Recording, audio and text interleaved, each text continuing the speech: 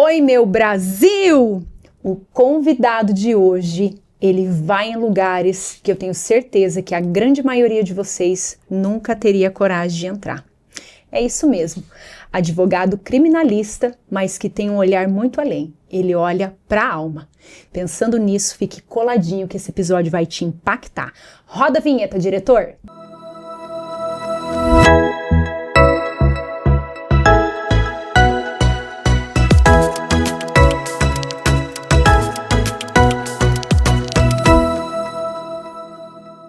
Amores, eu apresento a vocês, já vou falar, Jeff, já me sinto amiga íntima, seja bem-vindo.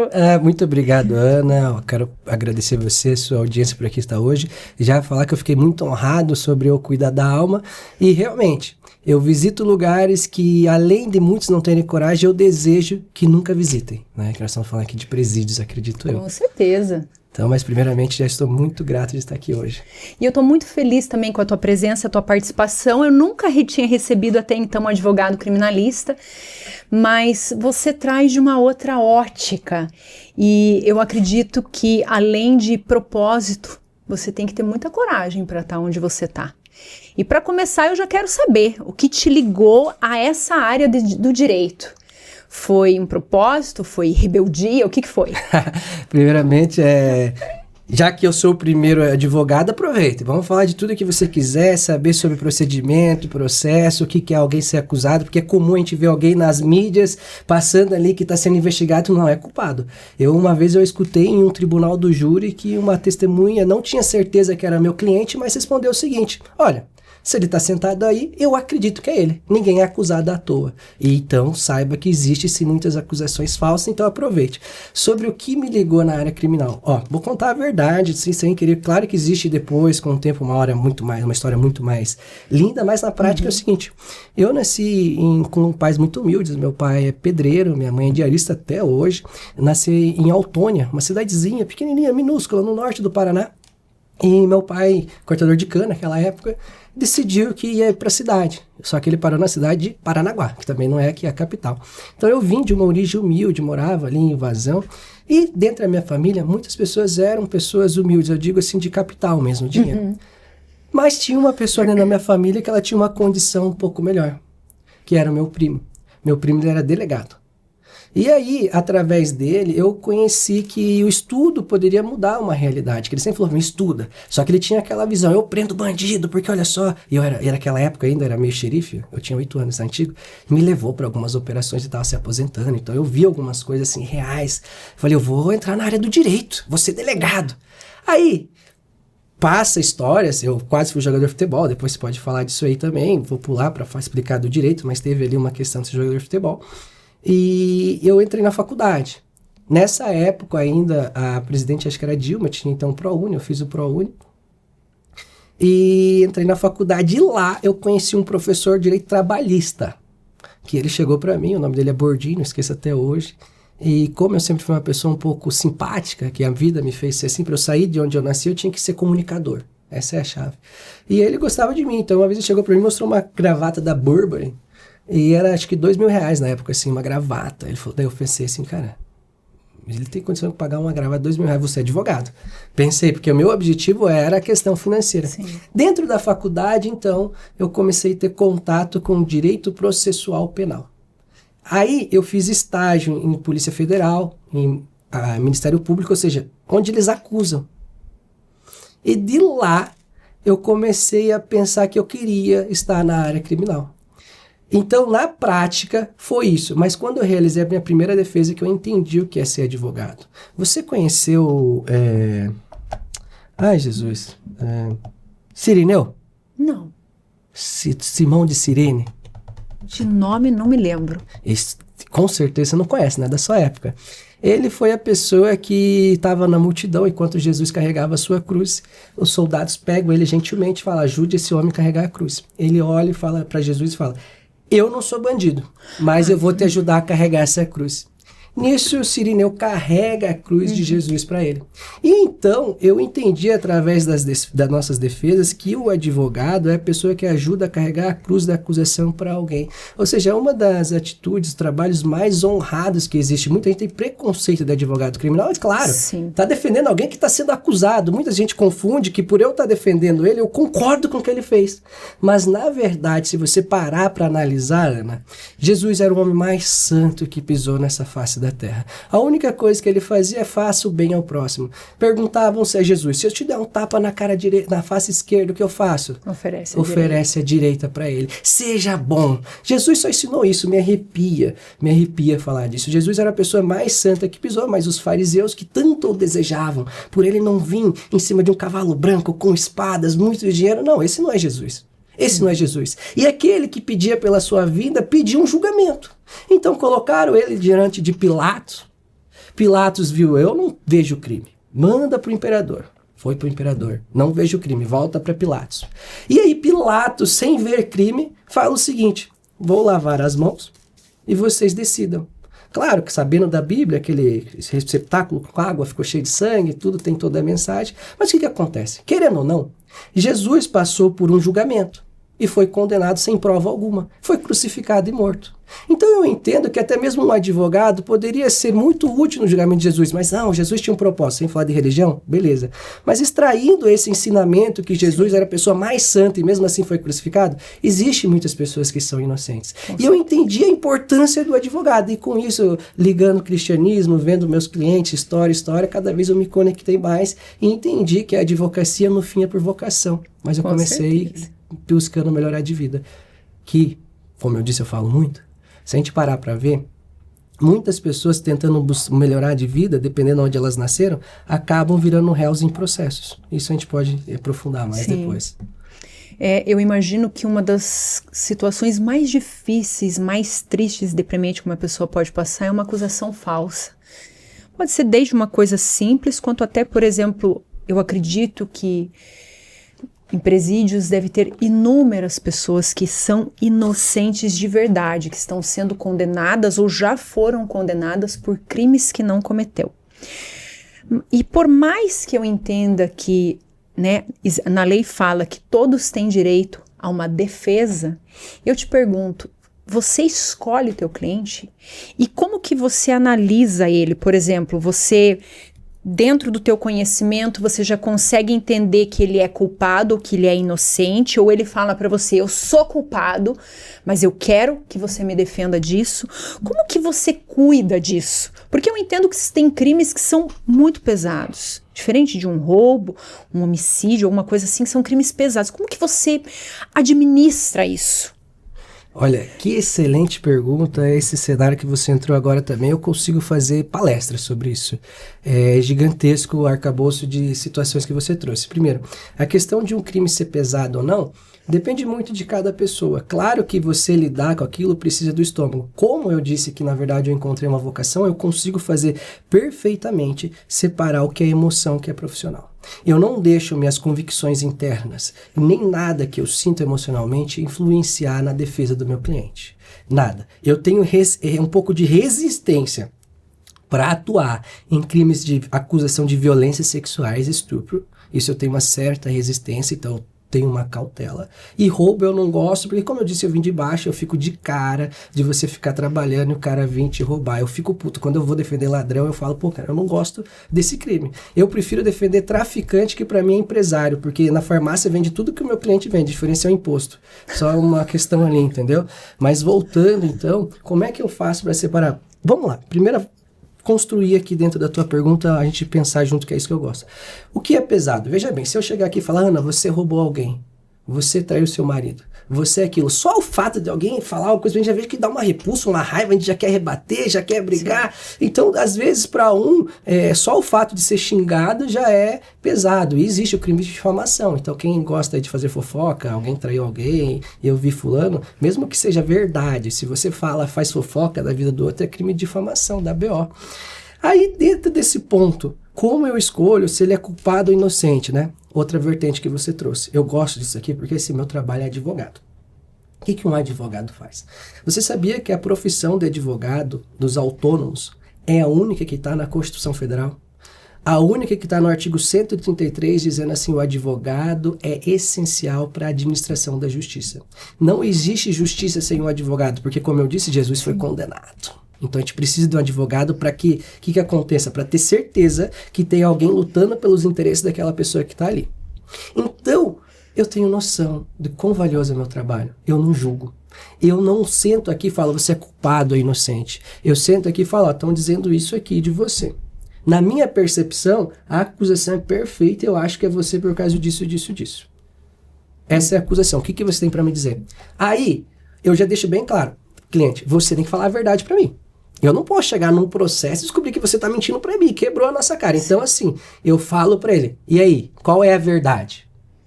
E aí, vai pro cliente decidir se ele vai mentir para mim ou não. Mas a resposta dele que ele me der, eu vou trabalhar com ela e acabou. Então eu não faço esse juízo de valor se aquela pessoa é culpada ou não, porque, como você disse, existe inocentes. Só que eu já sou macaco velho, eu tô há 10 anos, eu tô igual o juiz. Porque todo mundo que senta na frente do juiz, a primeira coisa é eu sou inocente. E aí, então, quando chegam, eu pego muitas pessoas inocentes, por exemplo, o Uber que mandaram fazer uma entrega e tinha droga, ele não sabia. No artigo 33, trazer consigo transportar é tráfico. Então ele reincidiu no tráfico, 5-15, um Uber. Sou inocente, eu não sabia, ele fala pra mim. Aí eu já começo assim, dentro da cadeia eu tenho inocente, eu não quero saber tua versão agora, eu quero saber de prova. Você tem vídeo disso, tem prova disso pra provar o que você tá dizendo? Me dê que eu vou te defender. Não tenho. Então beleza, agora eu vou trabalhar em outro procedimento que é o rito justo. Então eu vou para outra vertente, eu deixo de julgar o meu cliente, eu não julgo, eu deixo de avaliar sobre ele e venho avaliar pelo Estado. A lei garante, Ana, que você pode fazer tudo o que a lei não proíbe. Agora, um funcionário público, ele pode fazer tudo que a lei autoriza. Então, dentro de um procedimento penal, puxa um adendo aqui. Evandro Silva, já ouviu falar? Sim. Caso da Guaratuba, das duas, você já sabe. Sim. Polêmico. A família Bage, a mulher do prefeito, confessa o homicídio do Evandro. Ela confessa que foi ela que fez bruxaria. Graças a Deus, existe um advogado competente lá que exigiu a prova integral do áudio da confissão. E eles conseguiram provar que ela foi torturada, que introduziram o cabo de vassoura no seu orifício, me arrepia. Estupraram a sua filha. Sim. Essa confissão é válida? Nunca. Nunca. Então eu vou pro lado de olhar... É ruim. É demais. Então vai vendo. E as pessoas... Eu não sei explicar. Mas por que a polícia faz isso? Existem profissionais bons em todas as profissões. Pedreiro bom, pedreiro ruim. Podcast bom, podcast ruim. Advogado bom, advogado ruim. Policial bom, policial ruim. Vá perguntar por que eles fizeram isso. A diferença é que aconteceu e acabou. E existem muitos outros inúmeros casos. Então eu saio da questão do cliente e começo a ver se o procedimento está sendo seguido. Se aquela prova foi colhida. Olha que talvez para você não vai fazer tanto sentido, vai falar que é absurdo. Eu tenho um cliente que entraram na casa, acharam mais de 1 tonelada de drogas, ele bateu no peito que era traficante e eu absolvi ele, porque demonstrei uma colheita de prova ilegal. Ah, mas daí é abuso. Só que se a gente permitir o abuso aqui, a gente permite a condenação da família Bage, entendeu? A gente permite abuso na colheita. Então, eu saio desse julgamento do cliente e começo a olhar se o procedimento é seguido. E agora, eu tenho mentorias que eu ensino advogados, inclusive, a atuarem. Né? Porque o advogado criminal não tem que dar sua opinião sobre determinado crime, vira político, muda a lei. Eu não fiz a lei. Sabe quem fez a lei, Ana? Quem você votou. Se você está achando ruim que eu defendendo uma lei, eu falo, por que advogado é brilhante? Olha só, parece até que, metido, mas presta atenção. Eu sou a única pessoa que sai da minha casa, que eu vou lá e falo assim, bom, você votou nele para fazer a lei, então ele te representa. Então eu vou fazer cumprir a lei. Eu só faço isso, eu peço para cumprir essa lei que foi votada e todo mundo começa a falar, advogado vagabundo, tá defendendo ele. Não, tudo começou pelo seu voto. Sim. Eu sou a única pessoa que defendo a sua vontade. A maioria das pessoas não tem noção do poder do voto. Exato. E aí começa a criminalizar quem não deveria. E depois viram refém do sistema. Isso aí que a gente vai entrando aí na questão de procedimento, de processo, acontece muito nas narrativas de sistema e colocar as pessoas contra as outras, sendo que o principal vilão é realmente o sistema que está fingindo que está te dando segurança, está fingindo que está dando educação, fingindo que está dando saúde. Mas voltando, então, eu sou a única profissão que eu busco respeitar a Constituição, que saímos de uma ditadura em 88 e falou, essas são as principais leis. Quando eu absolvo alguém, eu falo assim, aqui na Constituição está dizendo que você não podia ter feito isso. Não, mas eu vou fazer para punir ele. Mas se eu te permito para punir ele, eu vou permitir para punir ele, de repente você está punindo a mim. Então, o meu trabalho como advogado é fazer respeitar aquela lei. Então, conclusão da sua pergunta, eu não me preocupo se meu cliente é culpado ou inocente. Eu me preocupo se o procedimento foi seguido. Porque se ele for condenado dentro de um procedimento que eu lutei para garantir a lisura, realmente ele tem chance de ser culpado. Agora, se eu for um advogado medíocre que não conhece o procedimento e cai em narrativa, julgo o meu cliente antes de ver a prova, eu talvez possa estar ajudando a condenar o inocente. É assim que eu trabalho. E como que você trabalha, por exemplo, quando uma pessoa ela é condenada, ela é culpada, mas ela é vítima de um sistema? Tá, me dá um exemplo. Vamos pegar um exemplo de um jovem na favela, que eu vejo que é uma grande realidade no Brasil. Legal. Sem muitas oportunidades. Legal. E às vezes acaba recebendo as oportunidades ali dentro, já que fora não se dá oportunidades. E ali ele começa a construir uma vida dentro do tráfico. Eu acredito que ele é vítima de um sistema. Tá, perfeito. Só para dar uma distanciada aqui, caso a tua audiência não me conheça, eu sou visto na internet por alguns como o rei das ilícitas, rei das liberdades, mas porque dentro dos meus conteúdos, inclusive minha rede social JEEFF. Você vai contar tudinho depois. Jefferson da Silva, bater no Google, advogado vai achar mais fácil. Eu luto por liberdade mental, que é a liberdade que sai de narrativas. Sim. Não existe uma verdade absoluta. Existe uma verdade que você conhece e você, a partir do momento que me segue, me autoriza a eu questionar isso. Maiêutica. Sócrates, eu aprendi a estudar assim. Você me traz uma ideia e eu começo a debater, quebrá-la em pedaços. Não é que eu quero te humilhar ou dizer que você está errado, eu quero melhorar. Então, dentro dessa questão de vítima de sistema, muitas pessoas... Vamos lá, eu não tenho partido político, eu luto por liberdade mental. Normalmente a esquerda traz essa narrativa de uma vítima da sociedade. E aí a direita já fica com ódio disso. Tudo que é extremo para a esquerda ou para a direita é horrível. Tá? Não podemos ter extremo, então a gente precisa se adaptar. Eu vou dizer assim para você, não vou dizer vítima da sociedade, mas ela é uma consequência do meio que ela está inserida. E aí quando você me diz que ela é culpado, mas inocente, agora ficou perfeito e essa é uma bandeira que eu defendo, Ana. Você acabou de trazer uma narrativa cujo, o caso do Oruan, que ele está sendo preso, é uma das principais teses que eu colocaria no caso dele. Em que sentido? Não vou falar do caso dele lá, mas vou trazer de volta para o teu caso. Eu morei em periferia. Lá na periferia, Ana, o que acontece? Quando a gente é criança, a gente se espelha nos nossos ídolos, sim, normalmente tem que ser os pais. Mas você sabia que 98, vou repetir, 98, 2 para 100, 98% dos presidiários não tiveram a presença do pai em casa? Eu acredito. É um estudo, é um ciclo. O que acontece? Então eles não têm quem? Um mentor em casa, sim, o pai. Por isso que... Vamos fazer uma adenda que eu adoro fazer. Se o sistema quisesse acabar com realmente a taxa de criminalidade, é possível. Que eu vou entregar no final dessa conclusão aqui. Então, olha só. Então, não tem esses pais na periferia. A maioria, não é eu que estou falando, gente. Olha aqui, é um estudo. Bata no Google aí, que tem, sim, aí você vai achar, vai ter esse estudo. E o que acontece? Então, você é criança e dentro da favela o que é? Você é rico. Quem que é meu ídolo? Neymar. Então, primeira coisa. Eu tenho que ser jogador de futebol. Que nem eu te falei, sabia que eu tive tudo para ser jogador de futebol? Eu já sei, ele queria ser o Neymar, gente. Aliás, era o Neymar, mas daí teve que ir pro outro lado. Eu já joguei bola na Copa de Santa Catarina, acho que é dessa segunda, sub-13, contra o Neymar. Eu era lateral direito, ele me driblou um pouco, na época eu não conhecia ele era moicano, na época eu era bem humilde, tinha que pagar R$20 pegar a foto, tinha uma foto dele me driblando, e eu não tinha consciência como hoje seria importante aquilo, para eu chegar aqui e mostrar que nossa, eu não tinha consciência, eu tinha consciência que R$20 era muita coisa para mim, eu tava nessa escolinha de bolsa também. Então eu cheguei a jogar bola, eu tinha tudo para ser jogador. Eu tinha meião, chuteira, caneleira, até camisa, só não tinha habilidade. Então isso me diferenciou um pouco e eu não pude ser jogador, certo? Qual que é a outra opção dentro da periferia, além de ser jogador? Vai pro tráfico. Funkeiro. Tá? Então, a maioria das... Hoje em dia tem, então assim, então tem que ser MC. Mas assim como no jogador, que tem milhares de pessoas tentando, MC também tem. E como sim, tudo na vida, não é só ser talentoso, você precisa de uma gestão, precisa ter... Sim, não basta ser bom. Network, tem que parecer bom, mas você precisa de network. Você precisa ali de uma pessoa para ajudar. Sim.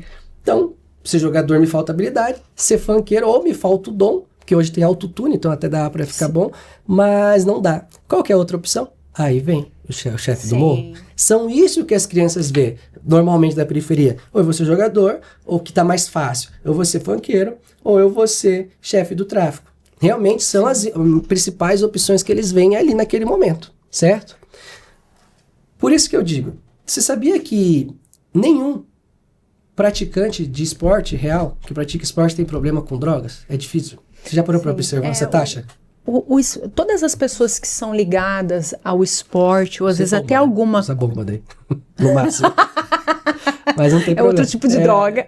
É para aumentar o desempenho, né? Mas eu acredito que todas as pessoas que têm esse envolvimento com esporte ou com alguma comunidade, é como se fosse uma proteção, de certa maneira. Biologicamente, quando você está desenvolvendo o teu corpo, tem mais oxigênio no cérebro, você tem mais força física, você não perde, você não vira um refém ali, ficar viciado em maconha, em cocaína, em crack. Porque normalmente, que não eu te falei, nós vamos construindo a questão do culpado. Sim. Mas aqui, que não eu te falei, é muita vertente dentro que vai ajudando no final. Que nem eu te falei, a diferença do empresário traficante da farmácia seria pagar o imposto para ter a regulamentação certinho.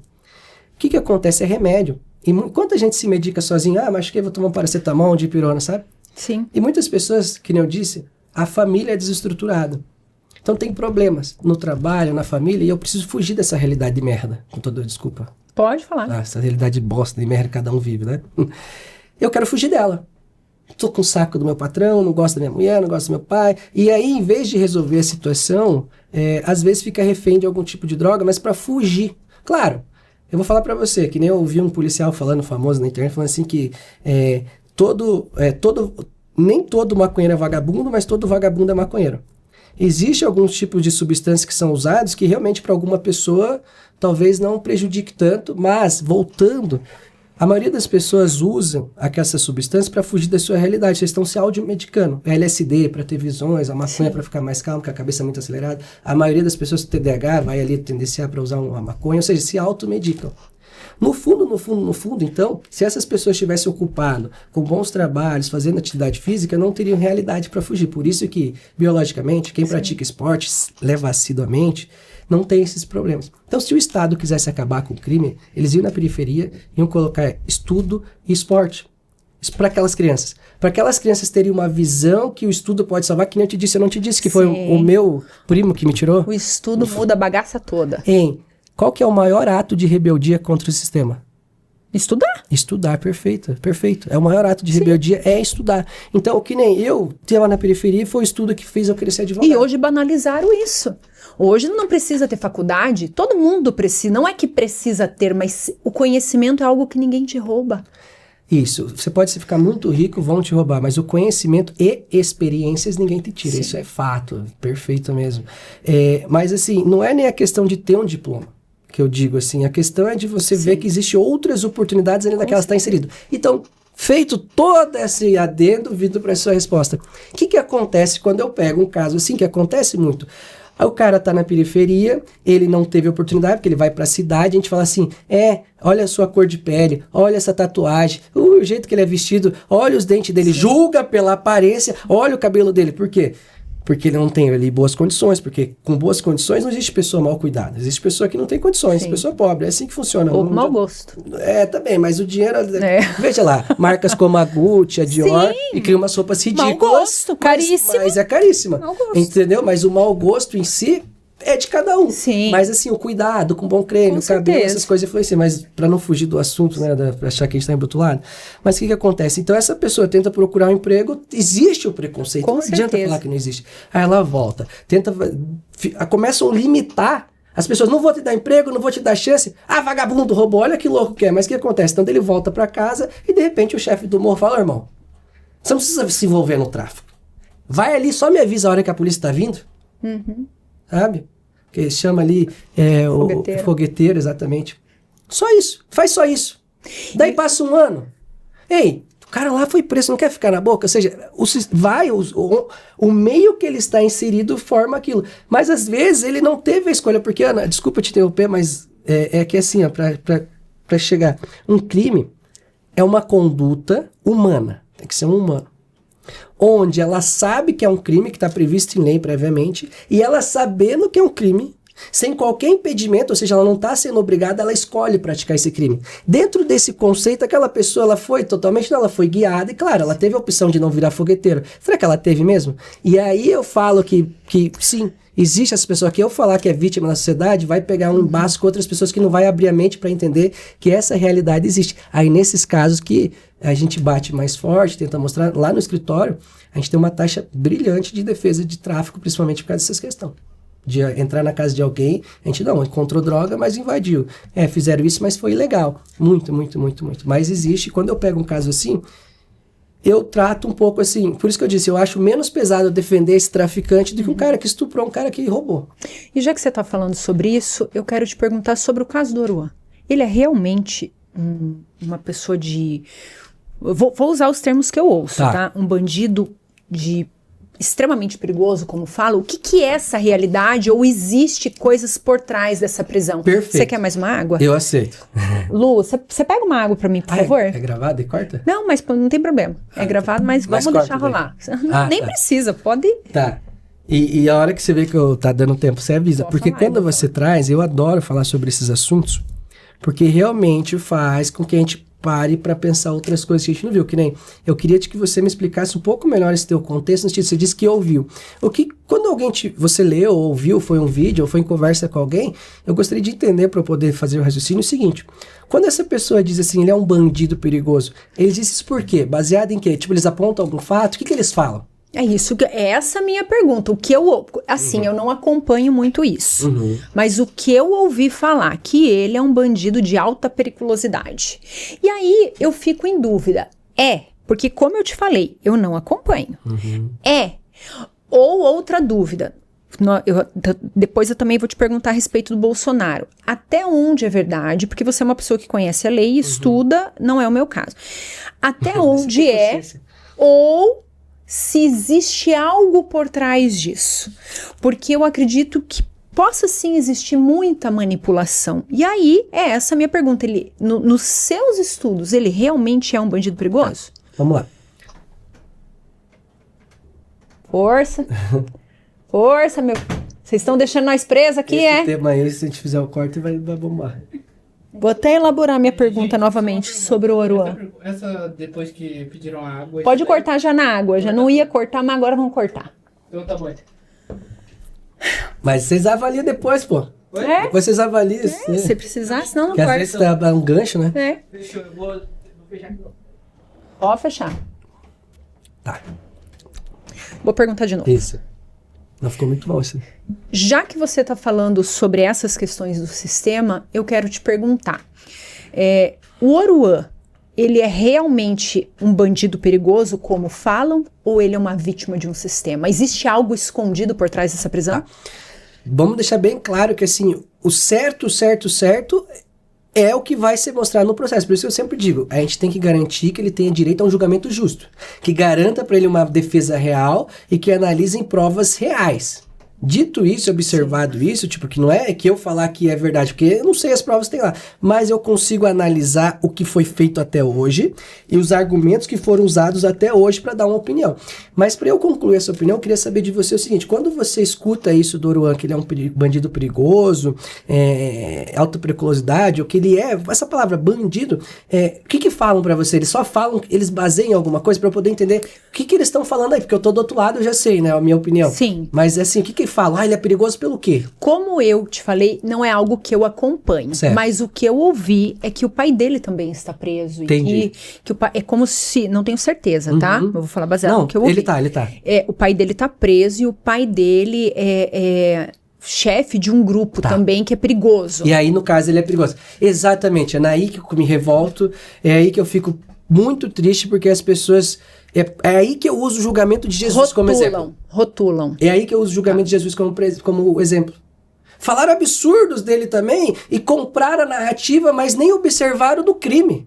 Simplesmente viram a ferocidade, o tom de voz de quem tá acusando, o que fala, olha o que o pai dele fez, olha, ele é chefe... Só pra você entender, o Marcinho VP é chefe do Comando Vermelho. Depois do PCC é a maior facção criminosa que tem. É uma facção criminosa muito conhecida, de pessoas que são tidas como um dos criminosos mais terríveis. O pai dele foi preso com 20 anos de idade, aproximadamente. E desde lá pra cá, ele já completa mais de 40 e ainda continua colocando crimes nele, dizendo que ele fez, só porque ele foi condenado com como chefe da facção. Se ele é chefe, tudo que acontece, ele é responsável. Sendo que ele tá preso. Segurança máxima. Não pode conversar com ninguém. Ele continua sendo condenado. Então, ele é filho dessa pessoa, do chefão. E aí ele é criminoso por isso. Mas será que realmente... Mas vou te interromper. Mas será que realmente não consegue conversar? Porque eu não sei como funciona um presídio, eu sei que você sabe. Mas o que a gente vê muitas vezes é que em visitas, leva celular, eles têm TV. Perfeito. A gente sabe que alguns têm... Gente, não é um julgamento. Não, a gente está abrindo a mente para entender. Sim, mas é que são realidades que, por exemplo, Perfeito. eu nunca fui no presídio. Mas a gente vê em filme, nossa, eu acho que ia chorar demais. Mas a gente vê em filme, em jornais, que tem televisão, tem acesso às coisas. Então, aí eu te pergunto, realmente ele tá preso, isolado de tudo? Ou ele consegue coordenar coisas lá de dentro? Legal. Isso tem a inteligência dentro do presídio. E ele tá numa segurança máxima. Nem contato com o advogado consegue passar nada pra ele. É tudo igual você vê nos filmes. E é interessante, até para fazer um adendo, advogado é proibido entrar com o celular no presídio, é proibido entrar com qualquer coisa. Porque querem criminalizar a advocacia? Não, vai levar pro cliente, porque olha como ele tá com o celular lá dentro. Aí o primeiro questionamento que a gente tem que fazer é o seguinte: como é que o celular parou lá? Se o advogado não pode entrar com nada. Como é que ele teve essa informação? Primeiro questionamento, vamos ver por quê. Tudo bem. Aí a questão é, será mesmo que ele não dá informação? Tem fatos que tem advogados presos porque diz que participou levando informações. Que sempre digo, eles tentam criminalizar os advogados. Mas tá, vamos partir do pressuposto que ele está dentro de um presídio federal, com segurança máxima, que o advogado é revistado e eles escutam as falas dele. Como é que ele está liderando? É só um questionamento. Mas se estivesse liderando, se teu pai matar alguém, você é responsável? Não. Aí, eu gosto muito, Anny, agora nós vamos chegar aí, vamos falar do Oruan então. Diga com quem tu andas e direi quem tu és. Você gosta da Bíblia, já percebi também, né? Sim.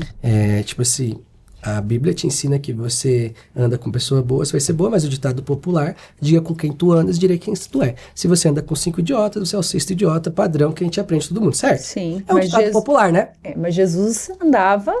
Nós temos vários personagens da Bíblia que não andavam com os santos. Prostituta, bandida, tudo. Aqui daí nós vamos entrar a fugir desse raciocínio, mas com certeza. Sim. Jesus nos ensina que quem tem que ser salvo não é quem tá bem. Quem tá precisando de ajuda. Se o cara tá traficando, se a mulher tá se prostituindo, alguma coisa tá errada na vida. É ele que tem que ser salvo. Só que nós, inconscientemente, vamos macetar. Olha lá. A gente não consegue olhar que aquela pessoa tá passando por algo que você sabe, a gente só quer crucificar mais. Quando a gente vê alguém numa situação ruim, a gente crucifica. Olha que pesado. Então, quando a gente chega nesse ponto, diga com quem tu andas que direi quem tu és. Todos concordamos, certo? Sim. Mas isso é prova de alguma coisa? Não. Por um processo penal, e essa frase vale? Vocês estão falando que Oruan é pesadíssimo por ser filho de quem é? Vocês estão dizendo que ele é bandido por ter nascido de um bandido? Vocês estão dizendo que aquela pessoa que tem um filho, se cometer um pecado, o seu filho tem que responder? O Oruan é o artista mais ouvido do Spotify, número 1 no Brasil.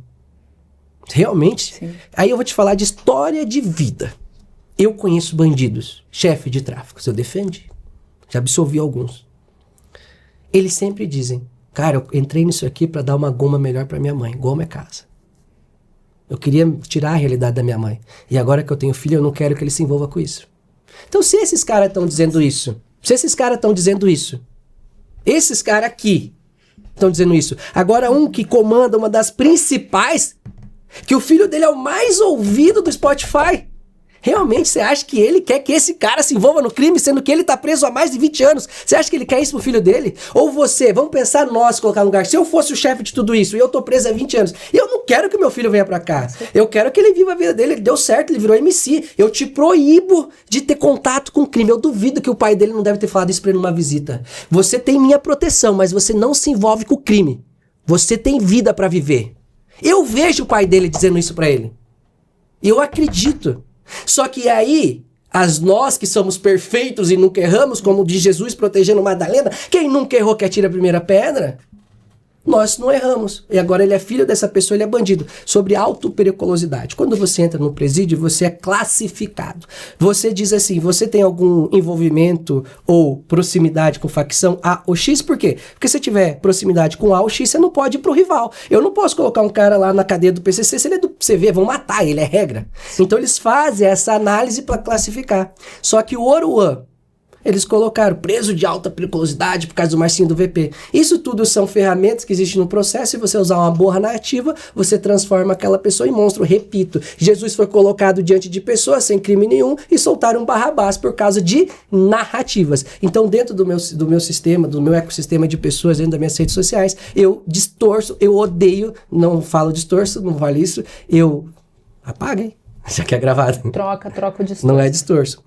Eu evito e destruo narrativas atrás de provas. Não acredito em narrativas, vejam provas. Dentro desse contexto que eu te trouxe pelo meu conhecimento, eu te digo, o delegado foi na casa do Oruan 11 horas e a lei diz que é das 5h30 às 9, ou seja, para fazer busca, e já passou, chega na casa de um cara de madrugada, colocam todos na parede, porque tem vídeo. Eu estava nesse dia ao vivo assistindo os stories do Oruan e postei nos meus stories, olha o que está acontecendo, ao vivo. No dia seguinte aconteceu tudo, ele postou, esse foi a arma. Pegaram os stories dele que eu vou te concluir o que aconteceu. Então, esses stories aqui a polícia não mostrou, a mídia, mas eu assisti nos stories dele. Todo mundo na parede, os policiais chegaram e deram tapa na cabeça deles, bateram neles. E aí falaram, tem um menor aqui que a gente está com mandado de busca, que menor não comete crime, não vai preso, é busca, certo? Então a gente veio buscar ele. Aí quando os policiais vão embora, todos começam a jogar pedra na polícia, no carro, porque era um carro descaracterizado, acho que uma Hilux, uma 4x4, fora de horário. Então assim, lembra do procedimento justo? Sim. Diz que é abuso de autoridade fazer isso, na lei de abuso de autoridade. E aí invadem a casa dele, dentro da casa batem no PA e tem vídeo batendo. Fora de horário, legal, entra na casa de alguém, bate, prende alguém. Ele foge, ele fala, estão me prendendo. Automaticamente ele lembra dessa questão, eu tenho a proteção do meu pai. Veja, eu tento sair da periferia onde eu fui inserido, porque ele nasceu inserido ali. Aí eu saio, tenho sucesso, que já é uma audácia. Para nós que nascemos da periferia, é uma audácia para muitas pessoas a gente ter sucesso com algo certo. Como assim, filho? Olha a tua cor de pele, você não vai roubar? Que loucura é essa, você não vai roubar? Como assim você quer ganhar a vida? Eu nem gosto da tua música, canta mal pra caralho, usa autotune. Você não canta bem, isso aí é mentira. Você não tem dinheiro. Mesmo com os números. Os números estão ali, ele é o mais ouvido. Mas eu não acredito. Eu não aceito que você saiu de lá e tá dando certo. Então, quando a gente sai de lá, é como um tapa na cara para muitas pessoas. E aí ele sai desse local, eu não quero então tá lá, vou viver no... Acho que não é Alphaville, mas como se fosse, vou viver com os ricos, com os brancos. Não quero fazer briga de preto e branco, mas infelizmente aqui nesse contexto é uma realidade, tá? Vou viver aqui, mas não, começam a me perseguir aqui. Eu tô falando, eu sou inocente. Não, você não é inocente, tapa na cara. Então ele corre e vai pra onde? Quem vai proteger ele? Só o pai dele vai proteger ele. E aí, escuto pessoas que são estudadas da advocacia falar, mas ele gravou um vídeo falando, vem me buscar aqui no morro, vocês não têm coragem, vem me buscar, eu quero ver. Dizem que isso é a prova que ele é faccionado. O que eu vejo lá é uma criança em desespero falando, já que vocês foram me pegar aí, então vem me pegar, eu sou filho do Marcinho do VP, vocês querem que eu vire bandido? É isso que ele fala no vídeo. Vocês querem que eu vire bandido mesmo? Então vem aqui. Ou seja, em um ato onde te dão um tapa na cara, você revida e usam a sua resposta com maneira de mais punição. Eu te dou um tapa, você me dá e eu te prendo porque você me bateu. Então eles foram lá, fora de horário, cometeram um abuso tremendo. Aí existe uma coisa que chama sequestro das amígdalas, biológico. O nosso cérebro, ele é dividido em 3. Cérebro reptiliano, que ele é pelos impulsos, primitivo, você não pensa nada. O cérebro límbico, que ele calcula as emoções, que é onde veio o amor, essa questão límbico. E o córtex central, que é o racional. Existe uma coisa chamada amígdala cerebral. Ela é responsável por olhar o que está acontecendo aqui, o olho, né? Olha o que está acontecendo, pega a informação e faz todo o trâmite pelo cérebro e termina no córtex cerebral, da córtex cerebral para ele dar uma resposta racional. Quando existe um ato que te tira do controle, um ato que te dá um grande impacto, existe o sequestro das amígdalas. Essa amígdala sequestra a informação e não passa pelo córtex, não tem uma ação racional, vai ser primitiva ou emocional. Então, em uma ação primitiva e racional, eu vejo e aceito que naquele momento o Oruan estava irritadíssimo com algo biológico, porque, vocês estão fazendo isso, então, meu pai, então vocês querem que... sabe, não sabe o que fazer. E a única arma que ele tem é um celular e ele não sabe o que fazer. E aí ele falou isso. Agora tá a prova. Não, aí tá a prova que é uma pessoa sem controle, com raiva de você estarem forçando algo. Mas isso contexto que eu te mostrando, cadê a prova que ele é envolvido com algo? A prova que é usada é que ele é filho do Marcinho e ele disse, vem me buscar no CV que eu sou filho dele. Mas ele é filho dele. Qualquer um que fosse ia correr pra ele, porque todo o resto não tem. O pai era o único que ia proteger. Tanto que no dia seguinte ele faz um vídeo, pede desculpa, vai lá, me exaltei, tropa. Ele fala, tropa, perdão, eu não sou bandido, vou me entregar. Eu não sou bandido e foda-se, vou me entregar. E realmente, qual o crime ele cometeu? Aí, precisavam prender ele. O que fazem? Vou indiciar ele por desacato, por ter brigado com a polícia. Vou indiciar ele por dano ao patrimônio público, porque jogou pedra. Eu vou indiciar ele por associação tráfico, aí me quebrou. Associação tráfico? Aonde que tem droga aqui? Onde que tem ele dizendo pra vender droga? Ou seja, colocaram vários indiciamentos deles, deu 7 o primeiro, e ele foi preso por isso. E aí, passa 2 dias, na verdade... ele jogou pedra no delegado. Ele tentou matar o delegado. Tentativa de homicídio. Quando foram na casa do Roberto Jefferson, lembra? Sim. Fuzil e granada. Ele tinha granada na Polícia Federal. Buf. Para quê? Granada, pedra. Primeira diferença. Roberto Jefferson deu tiro na polícia de fuzil.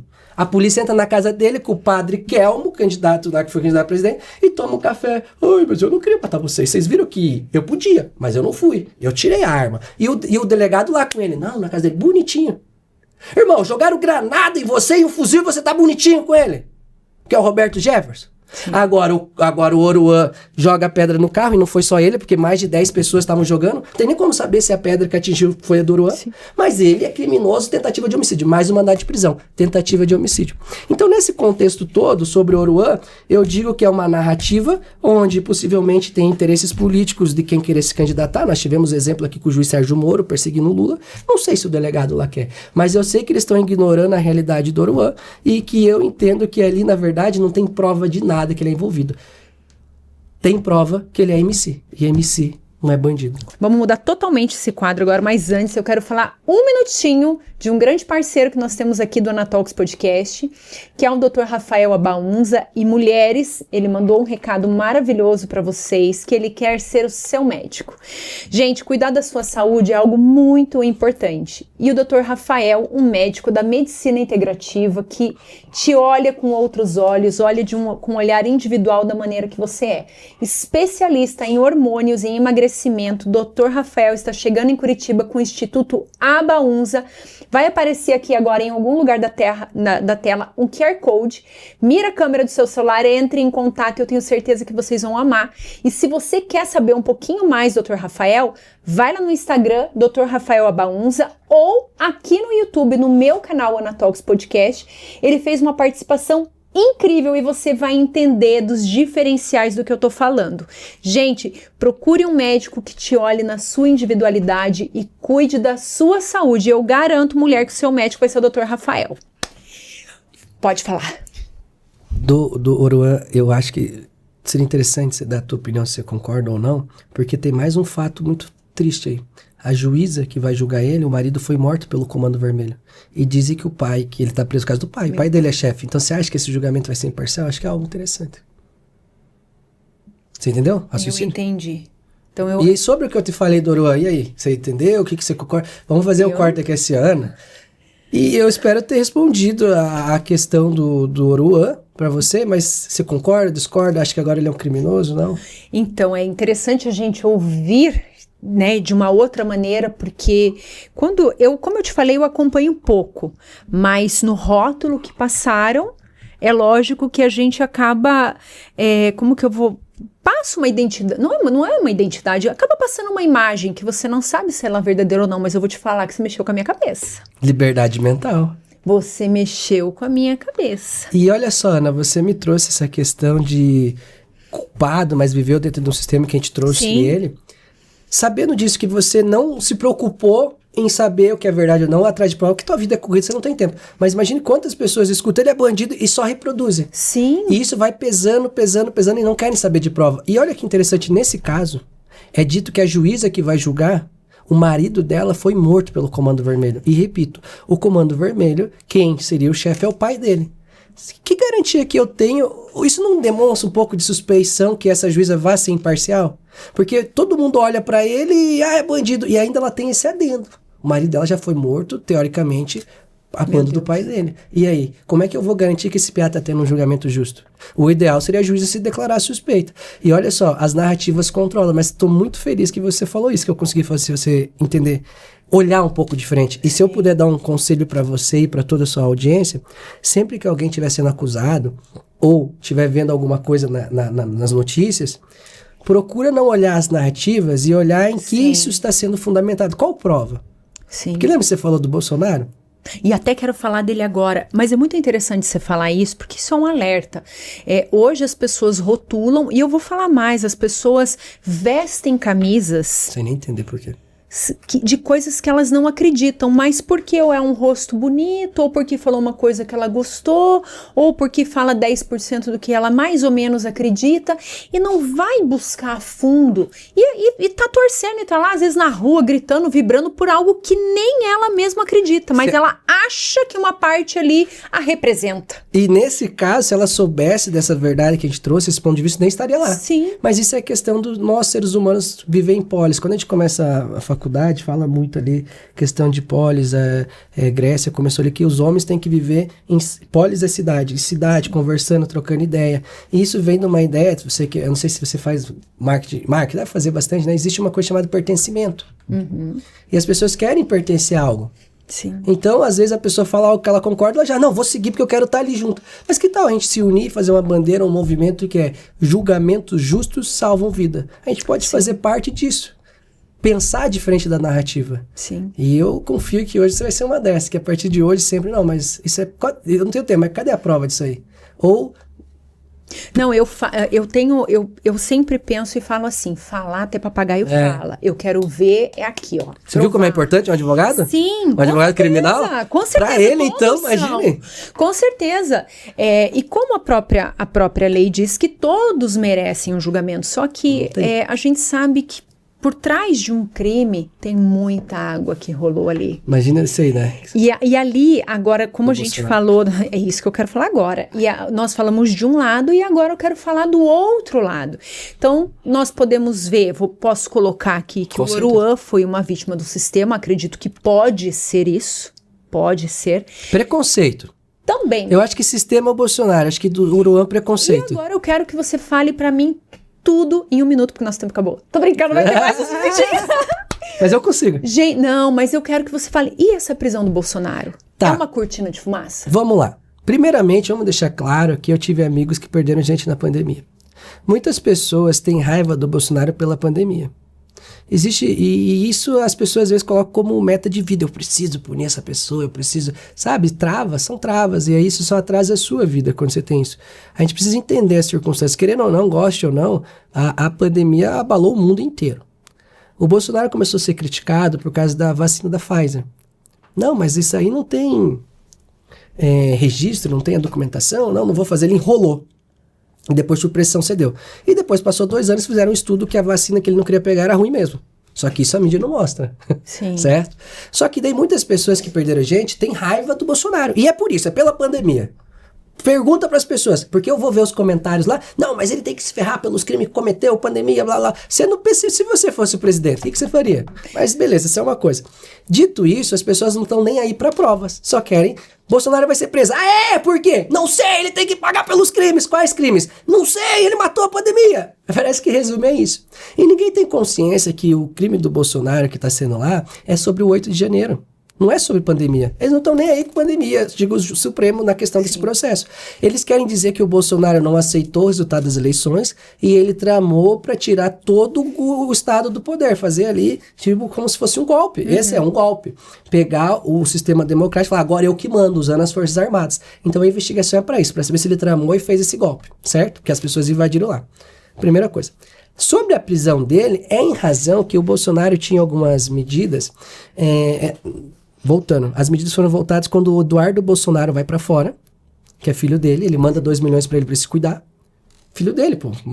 Voltamos ao Marcinho da VP, pô, é filho, pô, quem que não vai cuidar? Enfim. E aí, só que o Eduardo começou a provocar o Trump lá. Tarifa, porque meu pai tem que ter anistia, tal. E aí, o Trump olhou e falou, meu Deus, que loucura, ó, Brasil, vou te taxar, mas vem conversar. Aí começa o jogo. E aí, o Alexandre de Moraes, ele entendeu que o Bolsonaro, então, cometeu um novo crime, que foi atentado à democracia agora, por mandar o filho pra lá e fazer isso. E aí, ele não podia usar as redes sociais. Você não pode mais usar as redes sociais. E nem deixar que terceiro poste coisa sobre você. O direito penal é claro. A pena não passa da pessoa que está sendo acusada. E você não pode ser punido por ato de terceiro. Então, a primeira coisa que é um erro. Você não pode mais falar, não pode usar suas redes sociais. Parece estranho, parece censura. E se alguém postar sobre você, você vai preso.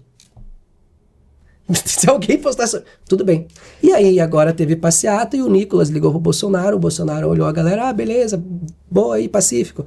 Alexandre de Moraes, prisão domiciliar, porque você descumpriu a medida. E agora, sem celular, pega o celular, sem rede social, sem se conversar com ninguém. Como se fosse um filho de castigo porque pulou a janela. E esse é um processo, tá? Então essa é a prisão dele. Aí se nós formos parar pra ser aí eu contei a história, expliquei porque as pessoas aplaudem, porque é o Bolsonaro, só querem falar. Mas se a gente olhar dentro de um sistema justo, tenho 2 minutos? Tem. Então, vou com calma. Um sistema justo, o que acontece? Nós lutamos por direitos constitucionais e garantias dentro de um processo para garantir provas justas que não condenem pessoas inocentes. E dentro de uma audiência, eu, advogado, pergunto para a testemunha. Antigamente, se perguntava para o juiz, ele decidia se ia fazer a pergunta. Não, presidencialismo. Mudou a lei e proibiu isso. No processo do Bolsonaro, o Alexandre fez assim. Quando você apresenta uma defesa, você apresenta a testemunha. E o juiz tem que intimar as testemunhas, tanto de acusação e defesa. O Alexandre de Moraes disse, não, a defesa vem se quiser. Aí teve um advogado que arrolou o Lula. Ele foi? Não foi. Teve um advogado que arrolou um delegado. Ele foi? Não foi. Ah, não veio, o problema é seu, você que tinha que se livrar. Não, mas a lei garante que você tem que fazer as minhas testemunhas ir para igualdade de armas. Não. Então veja que nós temos algumas violações de sistema processual. Que já você bate palma, mas normalmente as pessoas que batem palma porque odeiam o Bolsonaro e gostam do Lula. Só que quem gosta do Lula, em grande maioria, não vou falar isso, mas muitas vezes precisa de advogado. E aí eu tenho muitos clientes que votam no Lula, vou dizer assim, que aplaudiram isso, só que hoje teve processos deles que as minhas testemunhas não são intimadas. Efeito rebote, já veio para baixo, prejudicando todo o sistema que a gente lutou. Teve mais coisas também, o Jeffrey Chiquini estava fazendo pergunta, e o Alexandre de Moraes, no meio das perguntas, ele, você não vai mais perguntar, caça tua palavra. Não, mas eu tô desenvolvendo raciocínio. Não, próximo. Ou seja, são atos que aparentam estar desrespeitando o processo.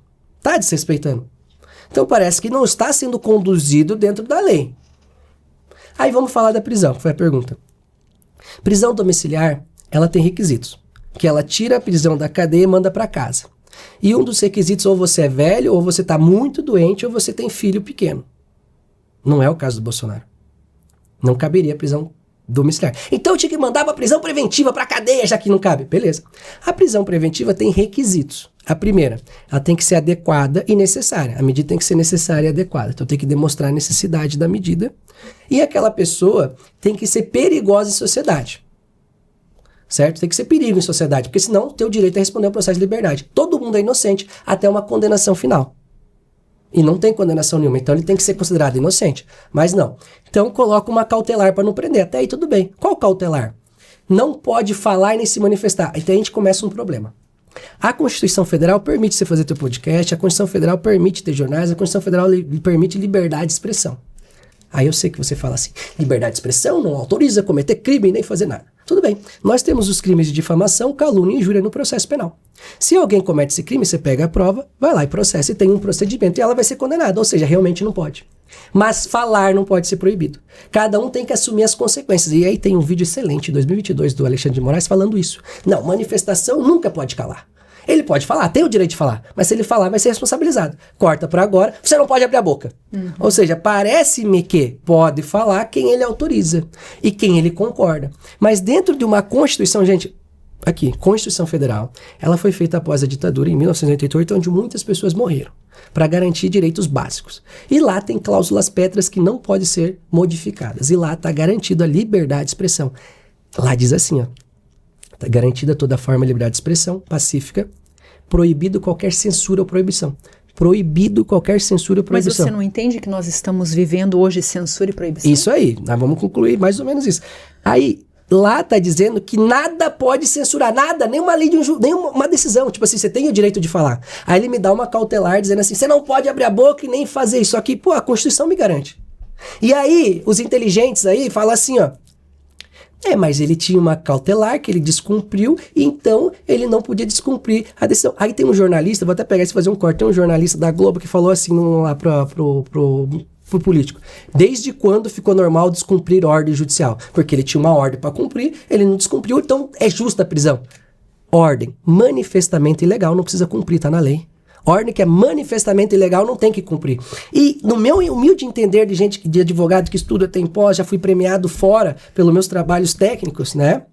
Eu vejo que uma decisão que diz você não pode falar, ela é contrária à Constituição que diz que eu posso, e quem manda mais é a Constituição. E o que faz nesse caso, meu filho? Nesse caso, daí é que tá.